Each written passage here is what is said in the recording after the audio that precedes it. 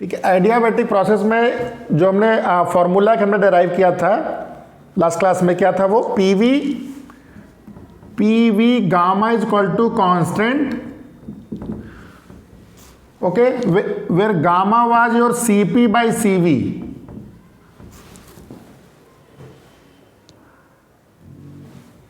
ठीक है, याद है, ये फॉर्मूला को हमने डिराइव भी किया था।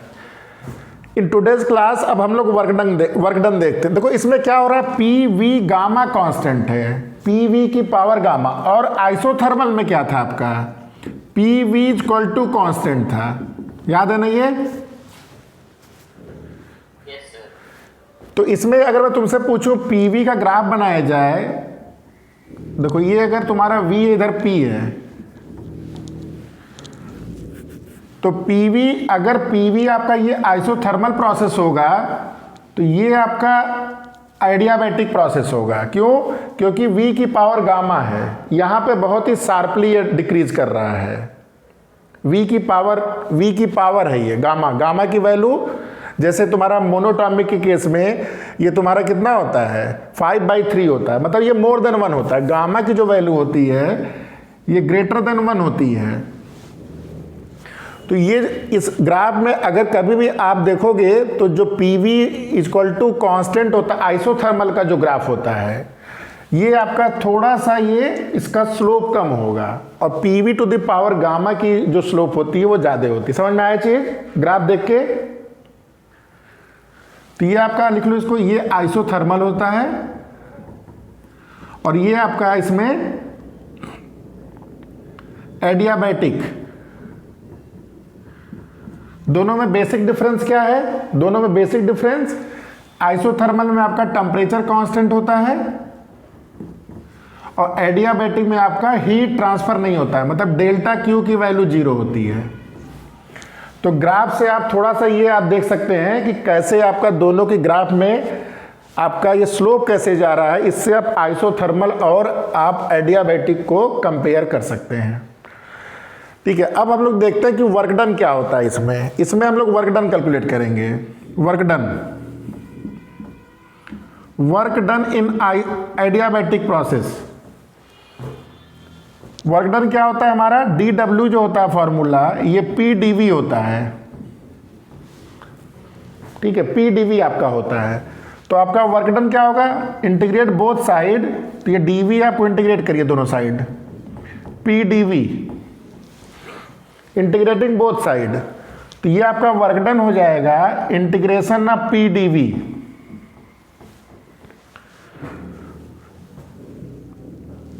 ठीक है, मान लेते हैं ये इनिशियल वॉल्यूम V1 है और फाइनल वॉल्यूम V2 है। तो इसी ग्राफ में 2 पॉइंट हम लेते हैं एडियाबैटिक एक्सपेंशन में। मान लो एक्सपेंशन हो रहा है, ये फर्स्ट पॉइंट है, पॉइंट A है, इसका कोऑर्डिनेट आप ले लो P1, V1 और T1, और इस पॉइंट को ले लीजिए आप P2, V2 और T2। ठीक है, या PI, VI, TI, PF, VF, TF, I ले लो इनिशियल, F मतलब फाइनल। तो ये 2 पॉइंट के बीच में गैस एक्सपैंड कर रही है during adiabatic process. So what will be your work done, तो V1, V2, V1 आपका इनिशियल हो गया, V2 आपका फाइनल हो गया, PdV। अब याद होगा जैसे हमने आइसोथर्मल किया था तो वहाँ भी P की वैल्यू हमने सब्स्टिट्यूट किया था। क्यों? क्योंकि P आपका यहाँ पे कांस्टेंट नहीं है। जैसे जैसे आप आगे बढ़ रहे हो, वॉल्यूम में चेंज हो रहा है, वैसे वैसे प्रेशर में चेंज हो रहा है। Is it clear? तो आपको P की वैल्यू को रिप्लेस करना पड़ेगा। तो इसको एक काम करते हैं, PV की पावर गामा को हम K ले लेते हैं, K मतलब कांस्टेंट। तो इस फॉर्मूले से P की वैल्यू क्या हो जाएगी, यहाँ से PV to the power gamma equal to K है, तो P की वैल्यू क्या हो जाएगी, K into V to the power minus gamma. तो put this value here, V1 to V2, K is constant, V to the power minus gamma dV। यहां तक ठीक है? इसको इंटीग्रेट करने के लिए एक फॉर्मूला बताया गया था, x to the power n dx हो जाएगा। करो जा इससे, x to the power n+1 upon n+1। यहां पे n की जगह क्या लिखा है, माइनस गामा लिखा गया है। तो ये वर्क डन जो हो जाएगा, work done is equal to K v to the power minus gamma plus 1 divide by minus gamma plus 1। Value changing from v1 to v2।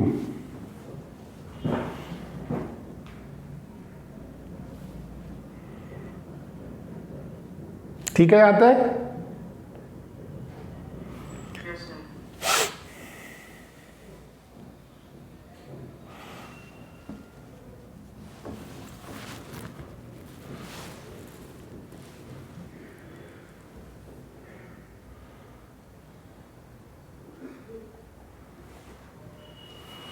ठीक है, अब यहां पे वैल्यू पुट कर दो k अपॉन ये 1 माइनस गामा,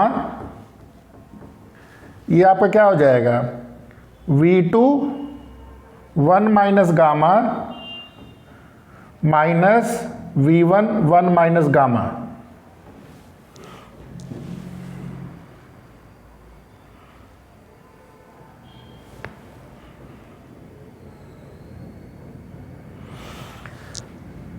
इसमें अगर मैं माइनस कॉमन कर लूँ तो देखो ऐसे हो जाएगा, k माइनस में अगर कॉमन कर लूँ तो ये गामा माइनस 1 हो जाएगा। ऐसा क्यों कर रहा है कि गामा की वैल्यू 1 से बड़ी होती है, गामा की वैल्यू चूंकि 1 से ग्रेटर होती है, तो इसको मैंने माइनस कॉमन किया है, तो ये आपका v1 1 minus gamma minus v2 1 minus gamma.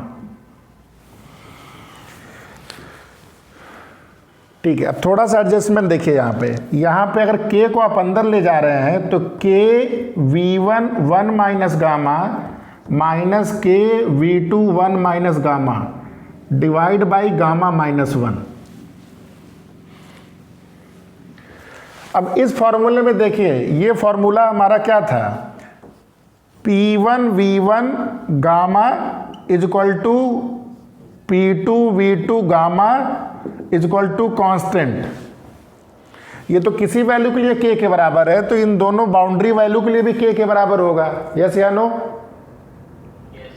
तो इस k की जगह, पहले वाले k की जगह हम इसको रिप्लेस कर देंगे और दूसरे वाले k की जगह हम इसको रिप्लेस कर देंगे। तो देखो वर्क डन क्या हो जाएगा, work done is equal to P1 V1 gamma, ये पहले k की जगह रिप्लेस हो गया, V1 1 minus gamma P2 V2 gamma V2 1 minus gamma divide by gamma minus 1। इसको मैथमेटिकली सॉल्व कर लो तो देखो क्या आ रहा है, ये P1 V1 minus P2 V2 gamma minus 1। देखो ये वर्क डन का फॉर्मूला, पहला फॉर्मूला आ गया एडियाबैटिक में।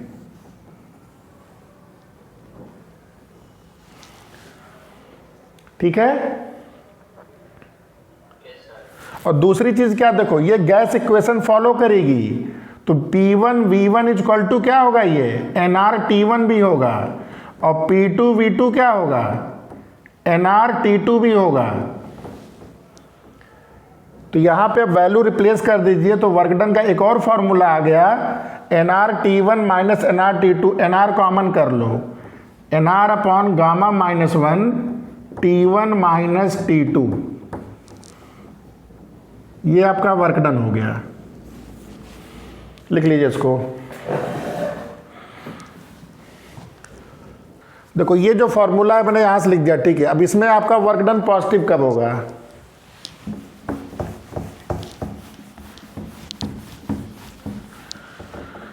जब T1 greater than T2। Obviously बड़ा सिंपल दिख रहा है, देखो गामा इज ग्रेटर देन 1, तो gamma minus 1 is always positive, these are constant. तो when T1 is greater than T2, T1 is greater than T2, तो इसका मतलब क्या हो रहा है, ये वर्क डन आपका greater than 0। Work done greater than 0 मतलब वर्क डन बाई गैस, इसका मतलब work is done by gas. इसका मतलब गैस में कंप्रेशन हो रहा है कि एक्सपेंशन क्या हो रहा है, एक्सपेंशन हो रहा है, इसका मतलब एक्सपेंशन हो रहा है। यानी कि हम लोग किस सिनेरियो की बात कर रहे हैं, ध्यान से देखो, इसका मतलब हम लोग प्रोसेस में इधर से इधर जा रहे हैं। ये वॉल्यूम है आपका, इसको बना लीजिएगा छोटा सा समझने के लिए। इसका मतलब इनिशियल V1 आपका इधर है, V2 आपका इधर है, यहाँ पे वर्क डन बाई गैस ये आपका पॉजिटिव आएगा, ठीक है। तो यानी कि टेम्परेचर T1 इधर है, टेम्परेचर T2 इधर है। इसका मतलब जैसे जैसे, बहुत ध्यान से सुनो, एडियाबैटिक एक्सपेंशन में जैसे जैसे वॉल्यूम बढ़ता है टेम्परेचर क्या होता है, कम होता है। समझ में आया? और यही जो प्रिंसिपल है, आजकल जो हम लोग मज़े से रहते हैं, जब समर आती है या जो फ्रिज के अंदर हमारा जो भी आइटम रहता है वो इसी कॉन्सेप्ट पे काम करता है, ठीक है। एडियाबैटिक एक्सपेंशन पे ही जो भी कूलिंग का काम होता है वो सब तुम्हारे एडियाबैटिक एक्सपेंशन से होता है। सडनली उसमें क्या करते हैं, गैस को हम लोग क्या करते हैं, गैस को कंप्रेस करते हैं। सुनते हो ना, कंप्रेसर होता है, इसके अंदर कंप्रेसर होता है, कंप्रेसर की सर्विसिंग करानी है तो कंप्रेसर उसको क्या करता है, हाई प्रेशर पे उसको गैस को एक चैम्बर में रखता है और एक छोटे से नोजल होती है, इससे वो गैस रिलीज होती है। जब गैस रिलीज होती है तो सडनली इसके वॉल्यूम में क्या होता है, एक्सपेंशन होता है। और जब वॉल्यूम में एक्सपेंशन होता है तो ये बहुत ही फास्ट प्रोसेस होता है। इतना फास्ट होता है कि हीट का एक्सचेंज, मतलब डेल्टा क्यू की वैल्यू, ये बहुत ही फास्ट प्रोसेस है। तो डेल्टा क्यू की वैल्यू ऑलमोस्ट सराउंडिंग से 0 होती है। Is it clear? तो ये क्या होता है, वो गैस जो ही वॉल्यूम बढ़ाता है इसका टेम्परेचर ये कम हो जाता है और टेम्परेचर कम होने से फिर इसी हम लोग प्रोसेस को यूज करके हम लोग ये जो भी कूलिंग करते हैं या रेफ्रिजरेटर में या एसी में, इस कॉन्सेप्ट को यूज किया जाता है, ठीक है। अच्छा, वर्क डन लेस देन 0 मतलब क्या हुआ, इसका मतलब T1 is less than T2। इसका मतलब क्या हो रहा है ये, इसका मतलब वर्क इज, यहां पे लिख रहा है work is done by gas, इसका मतलब ये एक्सपेंशन है। Work is done on gas, work is done on the gas, तभी तो W नेगेटिव का मतलब work is done on the gas, ठीक है। इसका मतलब work is done on the gas, work gas पर किया गया है बाय सराउंडिंग, ठीक है। इसमें ग्राफ कैसे बनेगा आपका, इसमें आपका ये जस्ट रिवर्स हो जाएगा। ये आपका P1 V1 T1 हो गया और ये आपका P2 V2 T2 हो गया। समझ में आया? तो यहां पे जो वैल्यू आएगी, ये वैल्यू W की वैल्यू क्या आएगी, नेगेटिव आएगी, ठीक है। एक चीज और ध्यान से सुन लो, वर्क डन बाय गैस अगर नेगेटिव आ रहा है, देखो वर्क हमेशा ऐसे समझो, हमेशा वर्क गैस के द्वारा होता है, work is always done by gas. अगर work is done by gas positive आ रहा है और work is done by gas negative आ रहा है, तो दोनों में क्या फर्क है। अगर work done by gas negative आ रहा है इसका मतलब कंप्रेशन हो रहा है, इसका मतलब वर्क पर, हाँ, गैस पर काम हो रहा है। समझ में आ गया? ग्राफ देखो क्या हो रहा है यहाँ पे, यहाँ P1 V1 T1 है, P2 V2 T2 है। यहाँ पे मैंने क्या बोला, देखो इस वाले फॉर्मूले को देखो, T1 की वैल्यू अगर T2 से छोटी होगी तो ये वैल्यू नेगेटिव होगी। अगर ये वर्क नेगेटिव हो गया तो वर्क नेगेटिव कब होता है, कंप्रेशन में कि एक्सपेंशन में, कंप्रेशन। इसका मतलब ये कंप्रेशन हो गया, यानी कि जो इनिशियल पॉइंट होगा कहीं दूर V1 पे होगा और ये पॉइंट कहीं पास होगा। कंप्रेशन हो रहा है ना, वॉल्यूम कम हो रहा है, तभी तुम यहां से यहां जा रहे हो, ठीक। डन, लिख लो इसको। नेक्स्ट प्रोसेस है आपका आइसोकोरिक प्रोसेस, लिख लीजिए। आइसोकोरिक 2 हो गया, आइसोथर्मल हो गया, एडियाबैटिक हो गया। Third is your isochoric.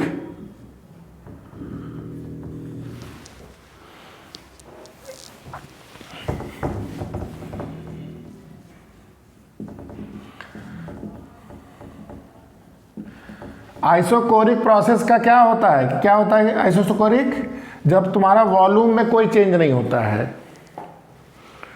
ठीक है। मतलब PV इक्वल टू nRT में आपका क्या हो रहा है, इसका मतलब वॉल्यूम आपका कांस्टेंट है, इसका मतलब P/T NR/V, ये पूरा पार्ट आपका क्या हो गया, कांस्टेंट, मतलब P बाई टी आपका ये कांस्टेंट के बराबर हो गया। समझ में आई ये?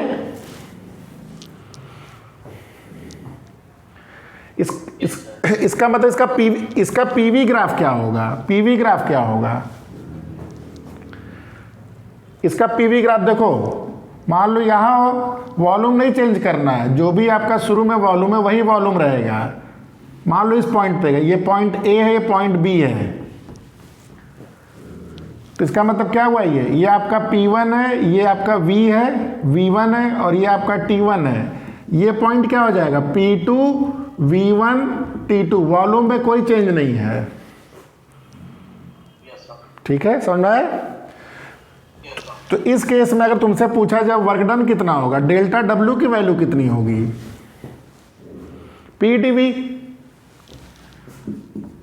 PdV होता है, चेंज इन वॉल्यूम से मल्टीप्लाई करना पड़ता है, चेंज इन वॉल्यूम आपका 0 है। तो आइसोकोरिक प्रोसेस में आपका जो वर्क डन होता है ये हमेशा 0 होता है। इसका मतलब फर्स्ट लॉ ऑफ थर्मोडायनेमिक्स से delta Q is equal to delta U plus delta W। In isochoric process since delta W is 0, तो delta Q is equal to delta U। ठीक है, अगर आप हीट सप्लाई कर रहे हो, डेल्टा Q सपोज पॉजिटिव है, इसका मतलब क्या हो रहा है, इसका मतलब जो भी आप हीट सप्लाई कर रहे हो वो कहाँ पे जा रहा है, उसके इंटरनल एनर्जी को बढ़ाने में जा रहा है। इसका मतलब अगर इस पॉइंट पे है तो A से B जा रहे हो, टेम्परेचर आपका T1 से T2 हो रहा है, इसका मतलब हम ऐसे जा रहे हैं। समझ में आया ये? नीचे से ऊपर जा रहे हो, इसका मतलब हमने क्या किया है, यहाँ पे T2 की वैल्यू ग्रेटर देन T1 है।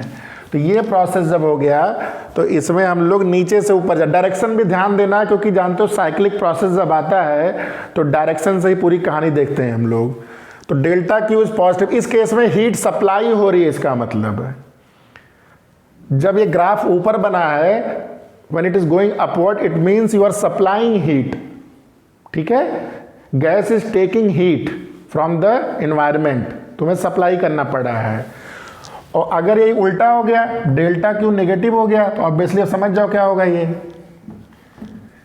इसका मतलब आप ऊपर से नीचे आ रहे हो, ये पॉइंट आपका P1 V1 और T1 है, ये आपका P2 V2 और नहीं P2 V1 और T2 है। इस केस में डेल्टा Q की वैल्यू नेगेटिव, मतलब हीट आपका क्या हो रहा है, रिजेक्ट हो रहा है, सराउंडिंग को हीट रिजेक्ट किया जा रहा है।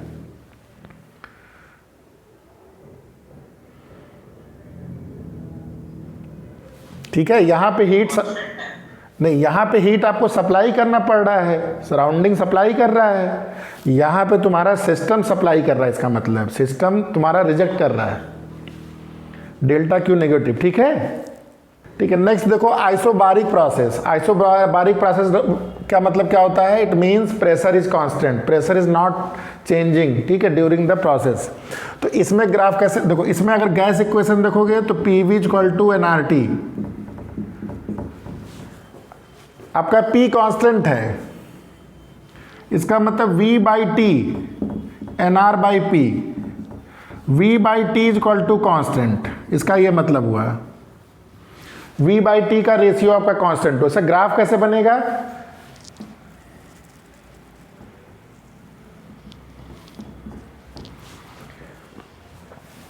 ये आपका प्रेशर हो गया, ये आपका वॉल्यूम हो गया। यहां पे प्रेशर कांस्टेंट, इसका मतलब क्या होगा, कोई बताएगा?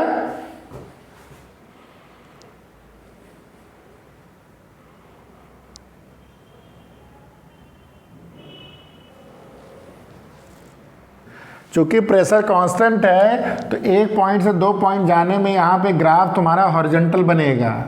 मान लो A पॉइंट B पॉइंट, यहाँ पे प्रेशर मान लो P1 है, ये V1 है, ये T1 है, तो यहाँ पे भी P1 है लेकिन यहाँ पे वॉल्यूम V2 है और टेम्परेचर आपका T2 हो गया।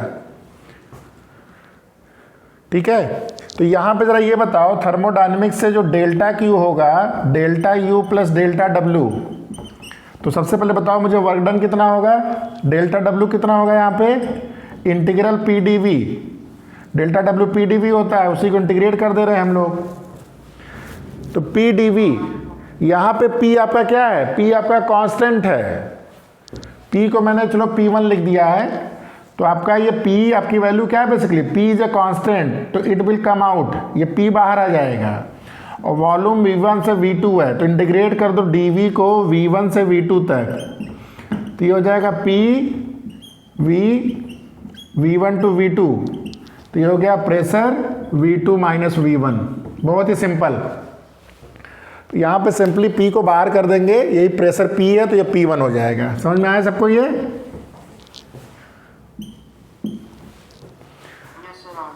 तो यहाँ पे देखो V2 minus V1 into P1 है। इसका मतलब क्या है, अगर डेल्टा देखो यहाँ डेल्टा W अगर पॉजिटिव हो रहा है, इसका मतलब V2 माइनस V1 अगर V1 से बड़ा होगा, मतलब गैस जब एक्सपैंड कर रही है तो वर्क डन पॉजिटिव। इसका मतलब जब हम लोग इधर से इधर जा रहे हैं तो गैस हमारी एक्सपैंड कर रही है। ये पॉइंट आपका हो गया, ये पॉइंट आपका V1 है, ये पॉइंट आपका V2 है, V2 माइनस V1, तो गैस एक्सपेंशन हो रहा है V2 माइनस V1, इसका मतलब ये वर्क डन पॉजिटिव है। ये जो एरिया अंडर दिस कर्व है, ये पढ़ोगे इंटीग्रल में आगे चल के, ये जो एरिया देखो यहाँ तो बहुत सिंपल है ना, V2 minus V1 into P, एक रेक्टेंगल का एरिया बन रहा है। तो ये जो वर्क डन होता है, ये PV ग्राफ के बीच में जो एरिया बनता है उसी को हम लोग क्या बोलते हैं, वर्क डन बोलते हैं। तो यहाँ पे वर्क डन पॉजिटिव है। इस केस में क्या हो रहा है, डेल्टा Q आपका क्या है, डेल्टा Q, इसका मतलब देखो डेल्टा Q आपका पॉजिटिव है, आप सप्लाई कर रहे हो। इस केस में हीट आप सप्लाई कर रहे हो, हीट सप्लाई करोगे तो दो जगह जाएगा, कहाँ कहाँ जाएगा, एक तो इंटरनल एनर्जी बढ़ाएगा इसका, तभी तो टेम्परेचर बढ़ रहा है इसका, और दूसरा क्या होगा, दूसरा इसका वर्क डन होगा। तो वर्क डन इस फार्मूले से कैलकुलेट हो गया। तो इस तरह आपने क्या किया, डेल्टा Q सप्लाई किया। सिम ग्राफ जब इधर से इधर जा रहा है तो गैस एक्सपैंड हो रही है, इस means you are supplying heat. ये पहला केस हो गया। दूसरा केस बना लो, दूसरे केस में सब कुछ सेम रहेगा, बस ये ग्राफ उल्टा आएगा, ठीक है। ये V है, ये P है, यहाँ पे इस ऐसे एरो दिखा दो। यहाँ पे बेसिकली क्या है, जो Q आप कर रहे हो ये नेगेटिव Q है, मतलब हीट आप क्या कर रहा है, गैस आपका रिजेक्ट कर रहा है, सराउंडिंग को दे रहा है, ठीक है। आपको हीट सप्लाई नहीं, आपको हीट मिल रहा है। तो यहाँ पे हीट आपकी नेगेटिव होती है, यहाँ पे वर्क डन नहीं हो रहा है, यहाँ पे work done by gas is negative, या ऐसे बोलोगे work is done on the gas. Is it clear? यहाँ पे डेल्टा W क्या हो गया आपका, नेगेटिव है, work is done by gas is negative, it means work is done on the gas. और यहाँ पे डेल्टा Q तुम्हारा delta U plus delta W, delta U negative, delta Q सभी नेगेटिव, भी नेगेटिव हो जाएगा। डेल्टा U नेगेटिव का मतलब कि टेम्परेचर इसका कम हो रहा है, ठीक है। P1 V1 T1, ये P1 ही रहेगा, V2 T2, तो यहाँ पे आपका टेम्परेचर आपका कम हो रहा है। क्लियर हुआ ये आइसोबारिक? देखिए साइक्लिक प्रोसेस जैसे नाम से ही लग रहा है कि साइक्लिक है, मतलब जहाँ से स्टार्ट कर रहा है at the end basically it is coming to the same point, ठीक है। अब ये साइक्लिक प्रोसेस को कई तरह से अचीव किया जाता है, तो अभी उस डिटेल में हम लोग नहीं जाएंगे कैसे अचीव कर रहे हैं, लेकिन बहुत तरीके हैं। तो ये मान लो आपका V ग्राफ है, ये आपका P ग्राफ है। कहने का मतलब आप किसी तरह यहाँ से स्टार्ट किए और घूमते हुए यहाँ पर आप वापस आ गए। समझ में आया? मतलब आप इधर से चलना शुरू किए, या दूसरा एग्जांपल देख लो, सिंपल सा एग्जांपल, मान लो आपने ऐसे दो प्रोसेस, और ये आप ऐसे गए, फिर ऐसे गए, फिर ऐसे गए, फिर ऐसे गए, नाम दे दो चाहो तो ABCD, ये सब साइक्लिक प्रोसेस हैं। साइक्लिक प्रोसेस का मतलब समझ में आया, जहाँ से स्टार्ट हो रहा है उसी पॉइंट पे आ रहे हो। आइडियली कोई भी प्रोसेस साइक्लिक नहीं हो सकता रियल लाइफ में, मतलब रियल लाइफ में पॉसिबल नहीं, इट्स अ थियोरेटिकल कॉन्सेप्ट। लेकिन जो भी डेरिवेशन हम लोग करते हैं वो मान के चलते हैं कि that is following this cyclic condition. उसमें थोड़ा सा एब्रेशन होता है तो वो हम लोग एक्सपेरिमेंटली उसको देख लेते हैं, ठीक है। तो कहने का मतलब साइक्लिक प्रोसेस जहाँ से स्टार्ट किए वहीं पे आ गए। उसका मतलब क्या है कि जिस टेम्परेचर से स्टार्ट किए थे उसी टेम्परेचर पे वापस आ गए। समझ में आया? जिस टेम्परेचर से आपने स्टार्ट किया था उसी टेम्परेचर पे वापस आ गए। इसका मतलब डेल्टा U की वैल्यू क्या होती है साइक्लिक प्रोसेस में? 0, क्योंकि आप सेम पॉइंट पे आ रहे हो, तो अगर आप मान लो 200 से 300 डिग्री सेंटीग्रेड है, 300 से 4 गए, फिर 4 से फिर वापस आते थे, फिर 2 पे आ गए, 200 पे, तो आपका डेल्टा यू 0 हो गया। इसका मतलब क्या हुआ, डेल्टा क्यू की वैल्यू किसके बराबर हो गई, delta U plus delta W. मतलब delta Q is nothing but delta W. जो भी हीट आपने चेंज किया, हीट जो भी आपने सप्लाई किया या जो भी सिस्टम से रिसीव हुआ है, ये एट द एंड क्या, देखो ये डेल्टा क्यू है, हीट आपने इसमें हो सकता है कुछ पार्ट में सप्लाई भी किया हो, कुछ पार्ट में आपने रिसीव भी किया हो। ठीक है, देखो यहाँ वॉल्यूम एक्सपेंशन हो रहा है, जब तक वॉल्यूम एक्सपेंशन हो रहा है तब तक आपको हीट देना पड़ रहा है। जब तक आपका वॉल्यूम एक्सपेंशन हो रहा हो सकता है अगर एडियाबैटिक नहीं है तो आपको हीट देना पड़ेगा। ठीक है, ये इस प्रोसेस में हीट आपका सिस्टम रिजेक्ट करेगा। लेकिन नेट इसके अंदर नेट, ये डेल्टा क्यू क्या है, बेसिकली नेट हीट सप्लाइड। जो नेट हीट, समझ में आया चीज नहीं जो बोल रहा हूं? हो सकता है कुछ भाई 10 जूल यहाँ पे दिए हो, 5 जूल यहाँ पे दिए हो, लेकिन यहाँ पे सिस्टम रिजेक्ट कर रहा है, वापस आ रहे हो ना, माइनस हो रहा है नेगेटिव साइड में। तो हो सकता है 2 जूल यहाँ पे दिया हो, 3 जूल यहाँ पे दिया हो। तो ये डेल्टा क्यू क्या है, नेट चेंज, 10 + 5 माइनस माइनस।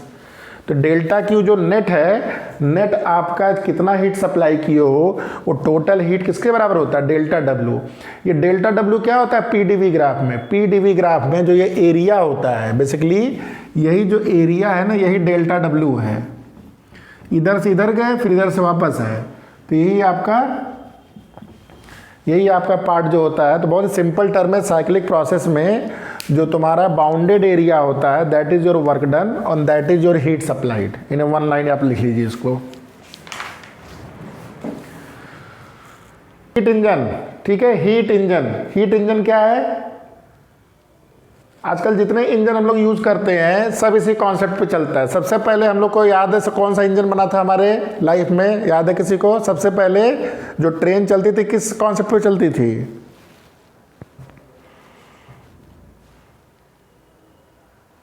बोलिए? जो ट्रेन, हाँ स्टीम इंजन, ठीक है, स्टीम इंजन। तो जैसे पहले स्टीम इंजन था, फिर क्या आया, डीजल इंजन, पेट्रोल इंजन, जो भी ये सब चलते हैं इंजन, अब आगे इलेक्ट्रिक मोटर से चलते हैं सब। ठीक है, तो स्टीम इंजन में, या सॉरी स्टीम इंजन या heat engine, steam engine basically heat engine का एक पर्टिकुलर टाइप है जिसमें तुम्हारा क्या यूज होता है, वहां पे मेन चीज क्या होती है पता है किसी को? स्टीम इंजन में क्या होता है मेन चीज, कैसे काम करता है, क्या फंक्शन है उसका?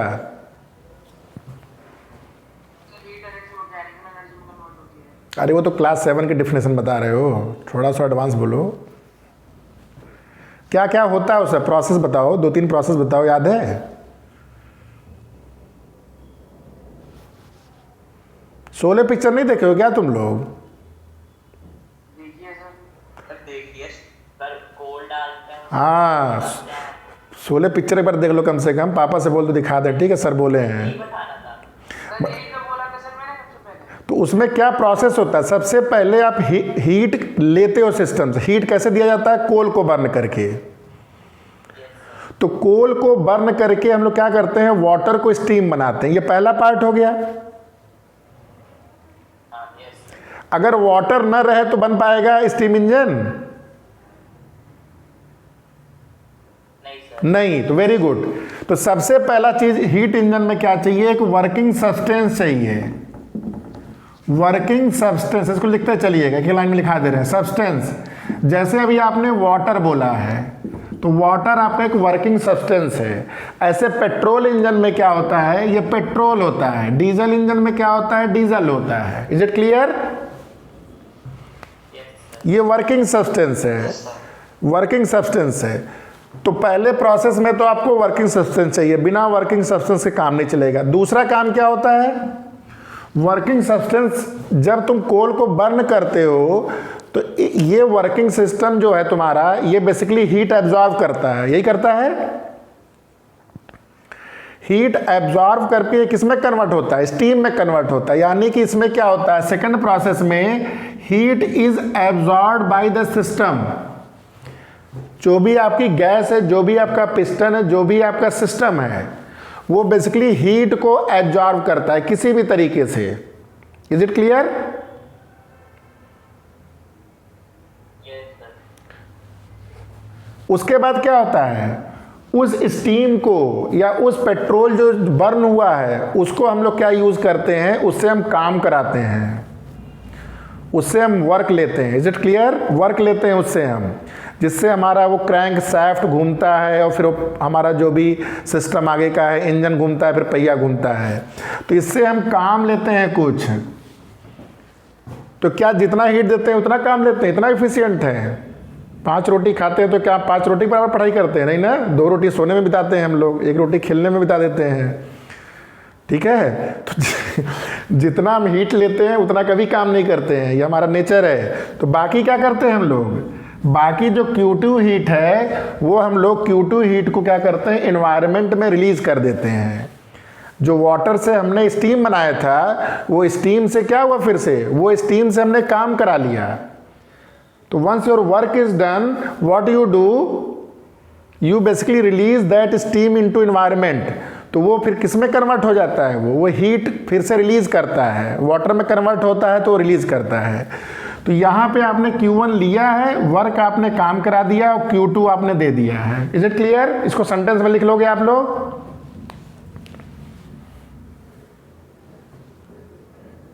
बोलो। देखो देखो basically heat engine works in a 4। देखो सबसे पहले इसका प्रिंसिपल लिख लो। प्रिंसिपल क्या है ये, works on cyclic process, works on cyclic process. Cyclic process में काम होता है क्योंकि ये चीज कंटिन्यूअस होती रहती है ना, ये चीज कंटिन्यूअस होती है। अगर मान लो पिस्टन चल रहा है तो piston continuously expand contract expand contract होता रहता है, मतलब ये साइक्लिक प्रोसेस है, जहां से चलता है वहीं पे वापस आता है। ये प्रिंसिपल हो गया। फिर लिख लो, it involves 4 steps. Heat engine involves 4 step. First step लिख लो,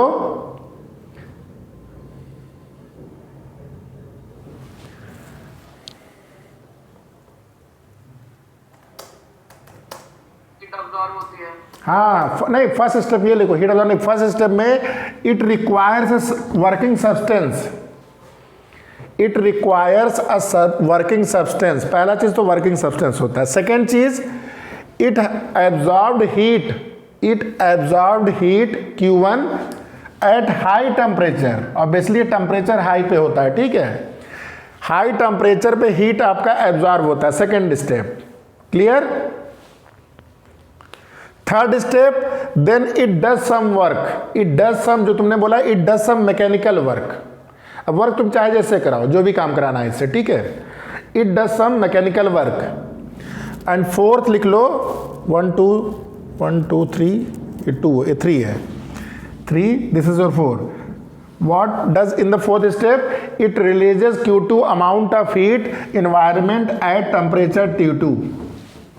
इस T1 के बगल में लिख लीजिएगा सोर्स, इसको बोलते हैं सोर्स, इसको बोलते हैं सिंक। सिंक या सराउंडिंग, ठीक है, समझ में आ गया 4 स्टेप में प्रोसेस जो हमारा है।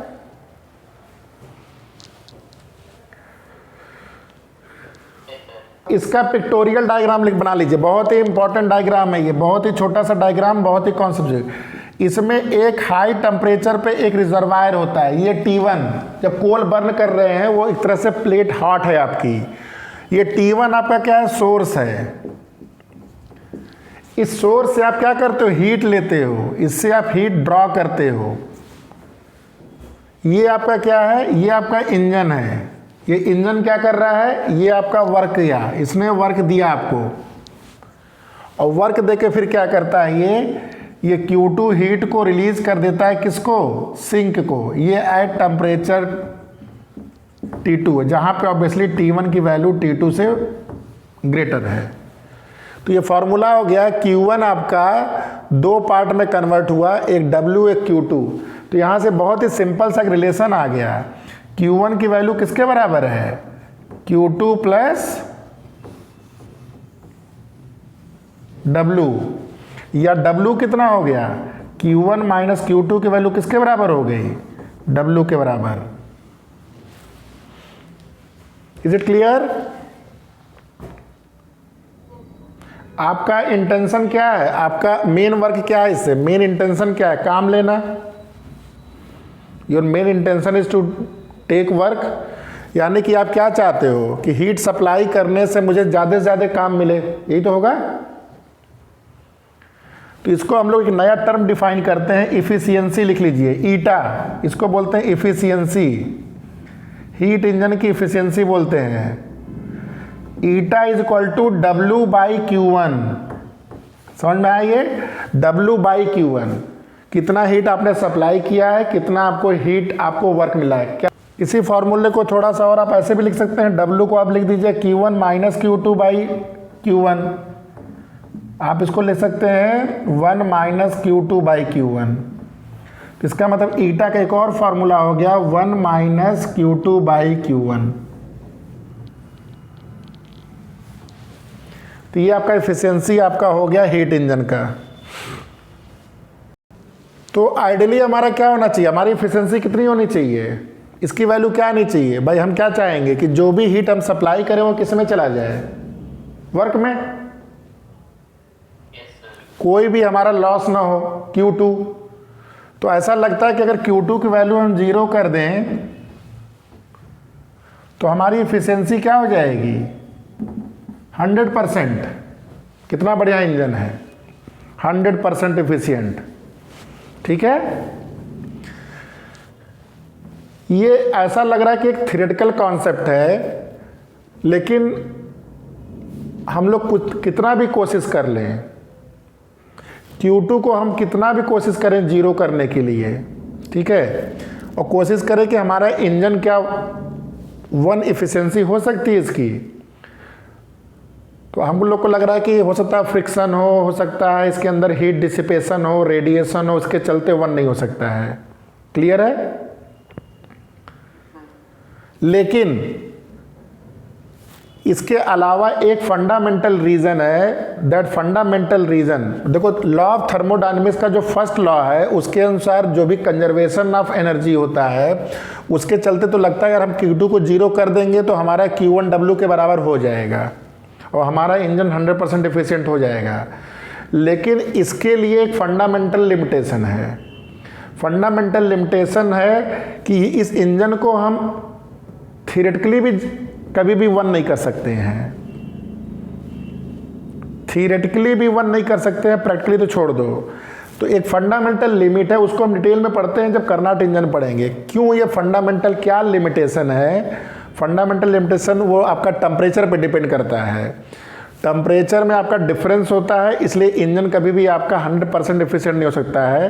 तो यहाँ पे बस मैं इतना बोलना चाह रहा हूँ कि by looking this equation using your conservation of law of energy, it seems या it may be possible that engine may be 100% efficient, but there is a fundamental limitation, there is a लिख लो एक line, there is a fundamental limitation, there is a fundamental limitation,